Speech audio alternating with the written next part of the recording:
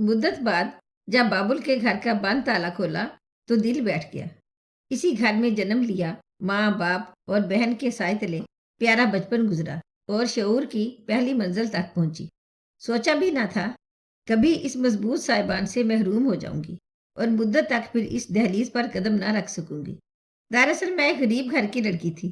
Car और कोठी के ख्वाब देखने के बायस तबाह हुई धूप से तपते सहरा को पार करने निकली थी। अपने घर के साया दीवार से भी गई। सच कहूं तो ये हमसाया मकान ही था जो मेरी चाह का मकबरा बना। इस बराबर वाले मकान की तरफ देखती हूँ तो उसकी ईंटें खुद पर गिरती महसूस होती हैं। उम्र रसीदगी में तन्हाई से तंग आ जाती हूँ, दीवार से लगकर बैठ जाती हूँ कि शायद सुकून मिल जाए, मगर सुकून नहीं मिलता। कभी ये महसूस होता है कि हमसायगी में ये मकान जो सामने खड़ा है ये मेरा हमदम मोनस और गमगुसार है। यही मेरा कातिल है और यही दुश्मन जान है। यही दीवार तो है जिसकी वजह से मेरी आपा की तकदीर खुली थी और जिसकी वजह से मेरी किस्मत पर ताले पड़ गए थे। हमारे बराबर में ये मकान भी अजीब भूतों प्रीतों के बसेरों जैसा है। कभी आबाद हो जाता है तो इसकी क्यारियों में गुलाब महकने लगते हैं, कभी वीरान हो जाता है तो आंगन की धूल भी उड़कर बाहर नहीं जा सकती। इस मकान की दीवार और हमारी दीवार एक ही है और इस दीवार में ही वो खिड़की नस्ब है जिसने हमारे ठिकाने के साथ अपना अटूट रिश्ता जोड़ रखा है। हाँ, यही खिड़की मेरी बर्बादी का रास्ता बनी थी। जब भी इस पर निगाह जाती है दिल में गम के सैकड़ों दरवाजे खुल जाते हैं। यह डाइन खिड़की जो अब बंद रहती है, मेरे वालिद ने ही इस पर लोहे की पट्टियां ठुकवा कर उसे बंद करा दिया था। एक वक्त था जब ये खुली रहती थी, तभी जो हमसाए बनते उनसे राबता रहता। शरफन एक दूसरे से इसी तरह राबते रखा करते थे। पड़ोसी एक दूसरे के दुख दर्द में शरीक रहते थे। लेकिन 40 बरस कबल मेरी बदनसीबी भी इसी खिड़की से अंदर आई थी और मेरे नसीब की खुशियां दूसरी जानब मुंतकिल करने के बाद फिर इसको बंद कर दिया गया था। जिन दिनों मेरी उम्र 16 साल थी और आपा 20 बरस की थी, तभी से इस मकान में वलीद नाम का एक ओवरसियर आकर ठहरा था। तब अब्बा की मुलाजमत उनके महकमा में थी। वलीद का खाना हमारे घर से जाया करता था। अक्सर हमारी बुआ ये खिड़की खोलकर खाने की ट्रे उधर को कर दिया करती थी। एक बार जबकि बुआ काम में मसरूफ थी तो आपा बीना ने ट्रे उधर कर दी।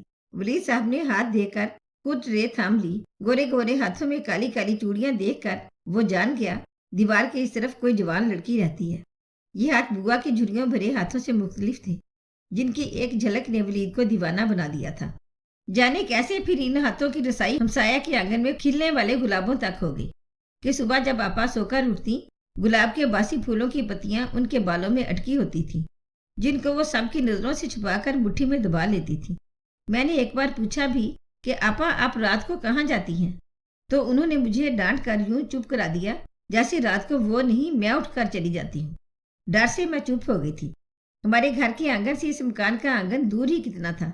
दरमियान में बस एक दीवार थी जिसमें अभी तक वो छोटी सी दरी लगी हुई थी जो मेरे ताया अबू ने कभी लगवाई थी, वरना अगर दीवार हटा देते आंगन तो एक ही था। बंटवारा हो तो बहुत सी चीजें इधर उधर हो जाती हैं। दादा ने वफात पाई, उनके घर का बंटवारा हुआ। दोनों बेटों के दिलों में बीवियों ने तफरीक डाली तो घर के बीचों बीच दीवार उठ गई। एक घर आंगन दो में तकसीम हो गया, मगर दीवार में ये छोटी सी दरी लगा दी गई जो अब मुझे पथरीले बुद्ध की मानित जीती जागती आंखों से घूरती रहती थी। इस तरह का बंटवारा अगर अपनों में हो जाए तो इधर से उधर और उधर से इधर लोग चोरी छुपे आने जाने से बाज नहीं रहते, बेशक इसमें इज्जत और जान जाने का खतरा ही क्यों ना हो। ये कभी हमारे ताया का घर था और ये दरी दोनों तरफ के मकीनों के दरमियान मोहब्बत की अलामत बनी थी।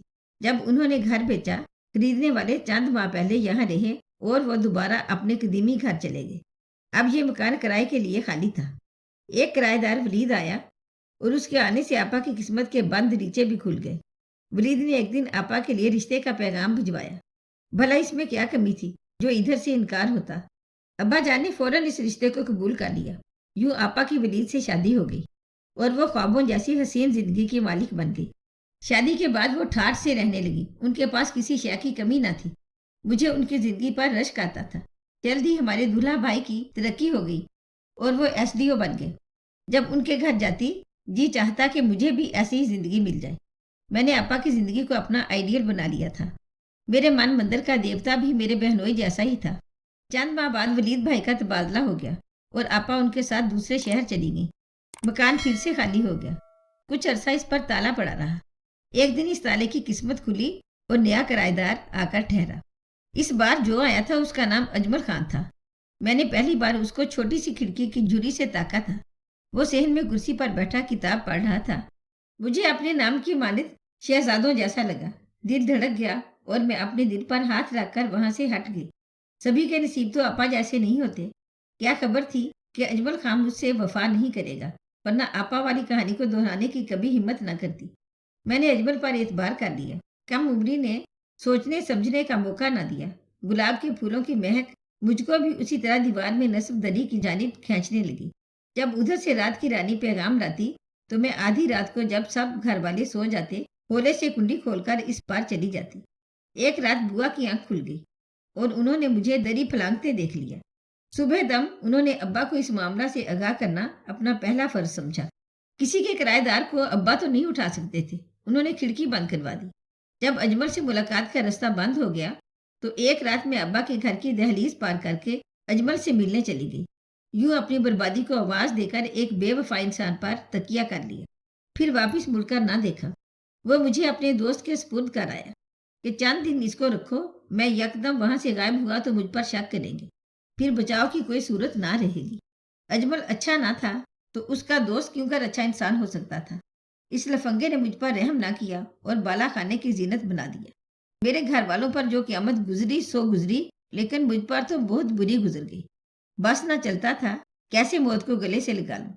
میں دل سے چاہتی تھی کہ چاہے ادھیڑ عمر ہو، بد صورت ہو، مگر کوئی شریف آدمی مجھ کو اپنا لے اور میں اس کے گھر کی زینت بن جاؤں، مگر کوئی شریف آدمی مجھے اپنی بیوی بنانے پر آمادہ نہ تھا۔ محبت بہت سونے جتلائی، ہمدردی کے پھول بھی میرے دامن میں ڈالے۔ ایسے چاہنے والے بھی آئے جنہوں نے میرے قدموں میں دولت ڈھیر کر دی، لیکن کسی نے ہاتھ پکڑ کر مجھ کو اس دلدل سے نکالنے کی کوشش نہیں کی۔ وہ سبھی شرفا تھے، ایک طائف کو اپنے گھر لے جا کر بسنے سے کتراتے تھے۔ انہی دنوں ایک کرم فرما مجھ پر ایسے وارفتہ ہوئے کہ انہوں نے میری نائکہ سے معاہدہ کر لیا کہ اس لڑکی کو میرے سائے میں بٹھا دو، روپیہ ماہانہ جتنا بدوا لو، لیکن یہ کسی اور کا منہ نہ دیکھے گی۔ سمجھ لینا کہ یہ میری بیوی ہے اور میں اس کا شوہر ہوں، تمہارا سارا خرچہ اٹھاتا رہوں گا۔ بالی بیگم جانتی تھی کہ لڑکی شریف ہے، تبھی میرے پاس کچھ نہیں ہے، ہر وقت اداس رہتی ہے۔ ایک چاہنے والا مل گیا ہے، چلو سودا برا نہیں ہے، آج نہیں تو کل نکاح بھی کر لے گا۔ فی الحال میر صاحب کی بات مان لینے میں فائدہ ہے، خسارہ نہیں۔ انہوں نے مجھے میر صاحب کے لیے وقف کر دیا۔ اب میں صرف گانا گاتی، وہ بھی خاص محافل میں۔ اس پر بھی مہر صاحب کو اعتراض ہوا تو میں نے محافل میں گانا بھی ترک کر دیا۔ مجھے ان کی رضا مطلوب تھی اور آرزو تھی کہ شہر کا یہ معزز آدمی مجھ سے نکاح کر لے، تاکہ میں ان کے رکھیل نہیں بلکہ عزت دار گھر والی کہلاؤں۔ تبھی میں دعا کرتی، اے اللہ مجھے اولاد عطا کر، اور وہ بھی بیٹی دینا، تاکہ مہر صاحب بیٹی کی وجہ سے مجھے نکاح میں لینے پر مجبور ہو جائیں۔ اللہ نے میری دعا سن لی اور میرے چاند جیسی بیٹی ہو گئی۔ کبھی امید تھی کہ بیٹی کی پیدائش کے بعد مہر صاحب کا دل پسیج جائے گا، وہ اب مجھ کو دل بہلانے کا کھلونا نہیں سمجھیں گے، مہوش کی خاطر عقد میں لے لیں گے، یوں ہم ماں بیٹی کا مستقبل محفوظ ہو جائے گا۔ میرا خیال غلط نکلا۔ مہر صاحب نے مجھ سے عقد کرنے سے معذوری کا اظہار کر دیا۔ اس پر بیٹی کے جنم سے میرا دکھ دگنا ہو گیا۔ پہلے صرف اپنی زندگی کی بربادی کا غم تھا، اب مہوش کا دکھ بھی کلیجہ کھانے لگا۔ مہر صاحب مجھ سے عمر میں کافی بڑے تھے، تبھی سوچتی تھی یہ اس جہاں سے رخصت ہو گئے تو مہوش کو بھی اسی دلدل میں زندگی گزارنی پڑے گی جس میں میں تھی۔ یہ سوچ کر بہت زیادہ مغموم رہنے لگی۔ ہمارا مستقبل وقتی طور پر کسی کی حفاظت میں تھا۔ جب تک مہر صاحب تھے تو ہم بھی محفوظ تھے، مگر ہمارا ان سے ایک معاہدے کا رشتہ تھا۔ یہ کچا بندھن تھا، کسی بھی وقت ٹوٹ سکتا تھا۔ کسی طور نہ چاہتی تھی کہ میری بچی کو باپ کا نام نہ ملے، وہ میرے جیسی زندگی گزارے۔ مہر صاحب خاندانی اور متمول آدمی تھے، چاہتے تو مجھ سے نکاح کر سکتے تھے، خود مختار تھے، اور اب تو وہ میری بیٹی کے باپ بھی تھے۔ یہ بات وہ بخوبی جانتے تھے، اس کے باوجود اس کو اس کا جائز مقام دینے پر کترا رہے تھے۔ یہ میرے لیے حیرت کی بات تھی، اور میں نے سوچا بھی نہ تھا کہ مہر صاحب جیسے انسان کو اپنی بیٹی کو اپنی اولاد کہنے سے آر ہوگا۔ وہ شروع میں میرا گانا سننے اور رقص دیکھنے آئے تھے، پھر مجھ پر دل ہار گئے تو اپنے سائے میں بٹھا لیا، جس کی عوض بیگم کو وہ خاصی رقم ہر ماہ ادا کرنے لگے۔ ان کی وارفتگی دیکھ کر میں تو یہی سمجھی تھی کہ जिस्म से आगे रूह के रिश्ते को उन्होंने कबूल कर लिया है। तभी रोजाना मेरे ठिकाने की सीढ़ियां चढ़कर आते हैं। यकीन हो गया कि मुझसे मोहब्बत करने लगे हैं। मैं भी उनसे मोहब्बत कर बैठी थी। एक रोज उदास बैठी थी, वो आए तो पूछा, आज तुमने मेरे लिए सिंगार नहीं किया। बेसाख्ता मेरे मुंह से निकल गया, मैं तुम्हारी निशानी और अपनी इस नन्ही सी अनारकली को जिंदा गुनाह की दीवार में कभी भी चुनवाना नहीं चाहती थी। तभी इसके मुस्तकबिल के बारे में सोचकर उदास हो जाती हूँ। मैं इसको पैसे वालों की कनीज नहीं बल्कि नूर जहां देखना चाहती हूँ। क्या आप उसकी खातिर मुझसे शादी नहीं कर सकते? उन्होंने एक आह भरकर कहा, क्यों नहीं? लेकिन मैं खानदानी जाल में बुरी तरह जकड़ा हुआ हूँ। मेरी एक बीवी है जो रातों को जागती रहती है और मेरी राह देखती रहती है। वो एक शरीफ और बावफा औरत है। मैं उसका क्या करूं? जबकि मेरा सारा खानदान उसके साथ है। मेरे बच्चे जवान हैं। इस भरे पूरे कुनबे में तुम्हारी और तुम्हारी बेटी की गुंजाइश नहीं है। मेरा खानदान तुम्हें और तुम्हारी कोख से पैदा मेरी औलाद को कबूल नहीं करेगा। अगर मैंने तुमसे अक्द किया तो उसके बाद हम दोनों को लाजमन जुदाई का मुंह देखना पड़ेगा। मेरा खानदान तो क्या बल्कि मैं दुनिया की नजरों में गिर जाऊंगा। बेहतर है कि तुम इसी तरह मुझसे तौल्लक बनाए रखो। जब तक मेरे जिस्म में जान है, तुम्हें मेरी हिफाजत से कोई महरूम नहीं कर सकता। ना तुम्हें कोई माली तंगी का सामना करना पड़ेगा। लेकिन तुमसे शादी करके मैं बेबांग दहल इस बात का ऐलान नहीं कर सकता कि महवश मेरी औलाद है। ये मेरे लिए जीते जी मर जाने वाली बात होगी। मेहर साहब की बातों पर मैं दंग रह गई। मैं उनको क्या समझती थी और यह शख्स क्या निकला है। इतना बुजदिल होना तो किसी मर्द को जेब ना देता था। फिर मुझे इंतहाई मायूस देखकर कहा, मैं तुम्हारी महविश के बारे में सोचता हूँ कि इसकी अपने घर में मुझको परवरिश करानी चाहिए। इसके लिए जरूर कुछ करना होगा। मैं ये सुनकर रो दी। मैंने कहा, मेहर साहब, फिर तो आपको मुझसे मोहब्बत नहीं है, क्योंकि मोहब्बत इतना कुछ सोचने की मोहलत नहीं देती। बोले, हाँ, मोहब्बत को लोग सब कुछ कह देते हैं, मगर खानदानी वकार और इज्जत की कीमत मोहब्बत से बढ़कर है। अगर तुम अकल से काम लो तो महविश को मुझे दे दो। मैं इसको अपनी बीवी की गोद में डाल दूंगा। वो बहुत समझदार और बाहौसला औरत है। वो एक खानदानी औरत है और मेरी गलती को अपने आंचल से ढांप लेने की हिम्मत रखती है। बेटी को इज्जत की जिंदगी और खानदानी मकाम दिलवाना चाहती हो तो मेरी बात मान लो, लेकिन मुझे सौंप कर फिर तुम्हें इसे भुला देना होगा। मैं अभी तो तुम्हारा गर्विदा हूँ, फिर एहसानमंद भी हो जाऊंगा। तुम ये एहसान मुझ पर कर दो। मैं तुम्हें सोने में तोल दूंगा और मेरी बीवी मेरी गलती को निभा देगी। महविश की परवरिश मेरे घर में पाएगी और मेरी बच्ची कहलाएगी। इसको वही शरफ मेरे खानदान में मिल जाएगा जो मेरी औलाद को मिलना चाहिए। और तुम कभी ये राज किसी पर ना खोलना होगा कि महविश ने कोठे पर जन्म लिया था। यह हमेशा तुम्हारे साया दीवार से भी दूर रहेगी। क्या ये तुम्हें मंजूर है? कुछ सोचने के बाद मैंने दिल पर पत्थर की सिल रखकर कहा था कि हाँ, मुझे मंजूर है, बशर्त ये कि इसकी पैदाइश के सर्टिफिकेट पर आप अपना नाम लिखवा दें। बेशक उसकी माँ का नाम मेरी जगह आपकी खानदानी बीवी का हो, मुझे कोई एतराज नहीं होगा।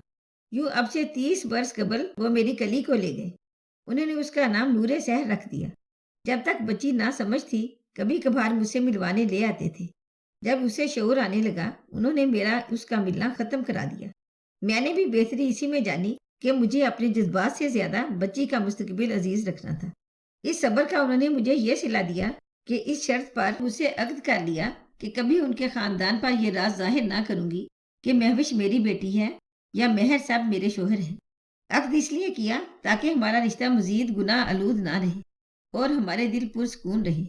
मेहर साहब की बीवी ने मेरी 2 माह की बच्ची को अपनी बच्ची कहकर औलाद की तरह ही पाला। कभी बच्ची पर यह जाहिर ना होने दिया कि वो किसी और माँ से है। उम्र में मेहर साहब अधेड़ उम्री से आगे निकल गए और मैं अधेड़ उम्र हो गई। अब महविश जवान थी। वो दिन भी आया जब उन्होंने उसकी शादी अपने छोटे भाई के बेटे से तय कर दी। मुझे भी शादी पर दोस्त की बीवी कहकर बुलवाया था और मैं बुरका ओढ़कर अपने घर से उस शहर गई थी जहाँ मेहर साहब का सारा कुनबा रहता था। मैंने पहली बार उनका खानदान और उनका घर देखा। दूर से बेटी को दुल्हन बना हुआ देखा। थोड़ी देर ठहर कर वापस आ गई। घर पहुंचकर सजदा शुक्र अदा किया कि खुदा ने मुझको मेरे सब्र का सिला दे दिया। मुझ गुनाहगार को साहिब इज्जत और मेरी बच्ची को साहिब नसीब किया। जब महविश ने एक बच्ची को जन्म दिया, दिल बहुत तड़पा था कि उसके पास जाऊं और उसकी नूरे नजर को कलेजे से लगा लूं, मगर अपनी बेटी की खुशियों भरी जिंदगी का ख्याल करके मैंने कदम रोक लिए। अस्पताल में बस बरामदे तक गई थी जहाँ महविश दाखिल थी। उसके रूम में ना जा सकी। सोचों ने मेरे कदम जकड़ लिए थे, क्योंकि जरा सी जज्बाती लफ्ज़श मेरी बेटी की जिंदगी पर असरअंदाज हो सकती थी। मजबूरी मेरी जंजीर बन गई थी और मैं इसी जंजीर से बंधी वापस आ गई थी। आपा के शोहर रिटायर्ड हो गए। मुझे खरीदने वाली नाम निहाद माँ भी मर गई। मैंने किसी तरह आपा का नंबर पाया, उनको फ़ोन किया, अहवाल बताया। वो बोली, मैं पाकिस्तान में नहीं हूँ, तुमसे नहीं मिल सकती। अलबत्ता वालिद का मकान तुम्हारा मुंतज़िर है। चाबी भिजवा देती हूँ।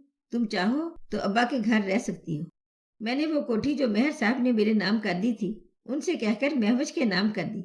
कुछ अरसा बाद मेहर साहब का इंतकाल हो गया, तो कोठी के कागजात उनके वकील के जरिए महविश को भिजवा दिए और खुद अब्बा के मकान में आ गई।